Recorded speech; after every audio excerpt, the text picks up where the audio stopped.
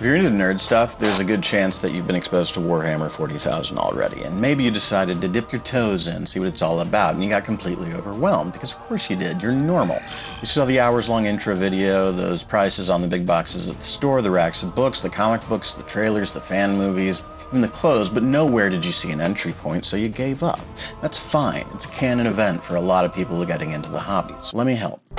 Warhammer 40,000, or 40K, has an enormous amount of content, and it's helpful to think about it like the Marvel Universe. There are movies, books, games, comics, and they all sort of draw from common characters and common settings. 40K's setting is known as Grimdark, a dystopian subgenre of fantasy and science fiction characterized by nihilistic anti-heroes, extraordinary violence, cynicism, and disillusionment. Often, the point of Grimdark is to be as depressing and gory as humanly possible, sometimes to the point of absurdity. In 1987, Warhammer 40,000 began as a tabletop wargame, and for a long time the rules have been roughly similar. Each player buys some boxes of unassembled, unpainted model army units. They assemble and paint their minis before coming to the table to make them fight using dice, tape measures, and potato chips. Okay, but what's the actual story? That's a question that could take a very, very long time to answer, so I'm going to try and give it to you in the broadest possible strokes. It's the future, way in the future, the 41st millennium to be imprecise. The galaxy is a dark, terrible, violent place where demons, super soldiers, and aliens battle in countless wars, and the people they protect live in squalor and/or slavery. Humanity is mostly under the rule of the Imperium of Man, a massive fascist bureaucracy hell-bent on conquering the galaxy. And right now you might be thinking, those are the good guys? No, there are no good guys in 40K, only main characters. Anyway, the Imperium has been on this crusade to appease the Emperor, a godlike character with psychic abilities who is currently held in stasis between life and death, entombed within a golden throne. And that's where he's been for thousands of years. But what's he doing in there? He's mostly being a metaphor, but if we could just record scratch for a moment, there are over 60 novels in a prequel series called The Horus Heresy that explains how the Emperor got into that throne. And it's a whole lot to cover, but understanding this story is a little bit like knowing about Spider-Man's Uncle Ben. It's a foundational tale, and so I gotta give you the gist of it.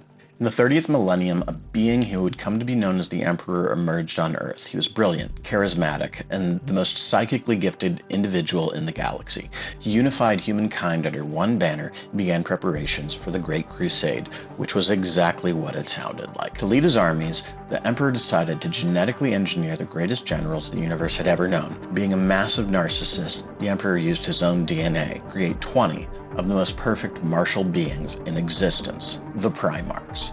But before his Primarchs could be born, the forces of chaos, we're going to talk about in a moment, broke into his genetic laboratory, stole the vats that the Primarchs were being developed in, and scattered them across the universe. Unable to find his lost children, the Emperor pivoted.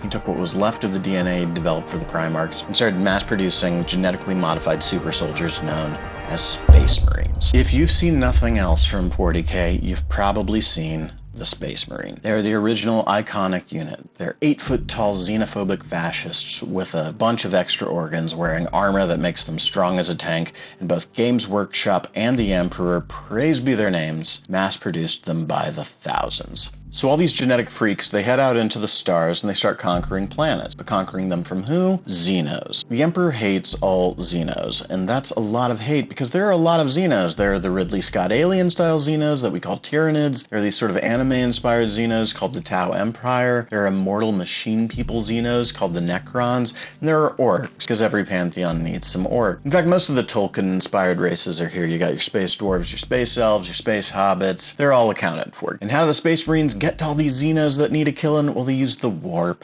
The warp is a magical dimension parallel to ours. Strong thoughts, feelings, and emotions in our dimension have an echo or shadow in the warp. And after eons, these concentrated emotions coalesced into 4 demonic entities known as the Chaos Gods. Each Chaos God commands their own army of mutants, freaks, and weirdos, and all of them just love messing with the Imperium. So why would an Imperial army want to go into the warp? Mostly because time and space work differently in there. An Imperium ship can enter the warp in one place and emerge thousands of light years away in just days or weeks, so it makes faster than light travel and long-distance communication possible. But it's also filled with physical manifestations of every nightmare that anyone has ever dreamt in all of history. There are trade-offs. To lead the Great Crusade, the Emperor picked one of his Primarchs to be his extra special bestest boy ever and named him the War Master. And this was a guy named Horus who actually started out pretty chill, but he did not stay that way. Horus came under the influence of those demonic forces of chaos I was telling you about and convinced roughly half of the Emperor's legions to rebel. A brutal war between the Emperor's loyalist armies and Horus's traitor legions was waged.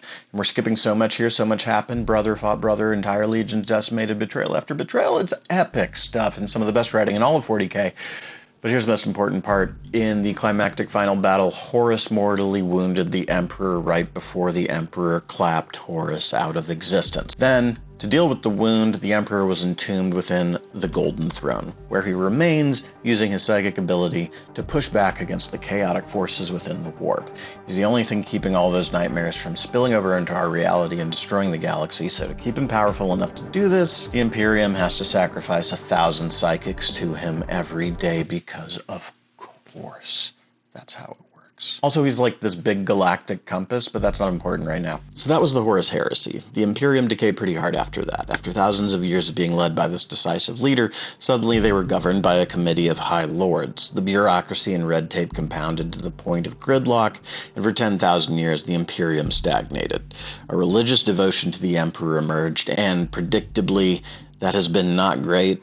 They fought some very long wars against the Necrons, the Tyranids, the Orcs, and then one of the Imperium's most important planets was destroyed when a giant warp rift split the galaxy in half. So currently some Primarchs that we haven't heard from in a long time have been returning to the story to begin a new crusade because they refuse to learn, because they must reunite the galaxy. And in the broadest possible strokes, that should kind of bring you up to speed. So now you know the setting, you know 2 characters, and get a rough timeline. What do we actually do with all that information? Well, in general, there are 3 primary ways to participate in the Warhammer 40,000 hobby. There's the lore, the gaming, and the painting. Each fan of the universe enjoys these 3 things in different ratios. Me, I love the lore, I really like the gaming, and I barely tolerate the painting. But some people only paint, and that's totally valid. If you just want to read the books or play the game, you can do that too. If you want to get into the painting, I recommend you pick some cool models and get yourself a starter kit. Start with single models before you jump into big boxes of units with like a dozen or more models in them. There's so much content about painting out there, I'm just going to leave it at that. If you want to get into the games, it's always best to have someone show you how to play in person. See if there's a local gaming store that has a 40k community. The ones in my area have Discords where you can meet people who are willing to teach you, and sometimes they're even willing to let you borrow their minis for an introductory game. If you want to get into the lore, there are 3 commonly recommended access points. The first is the Eisenhorn trilogy. The second is the Caiaphas Cain series of books, and the third is the Horus Heresy itself. I highly recommend the first 2 for beginners. So that should be enough to get you started. Pedantics, let me know what I got wrong, because I know you will anyway.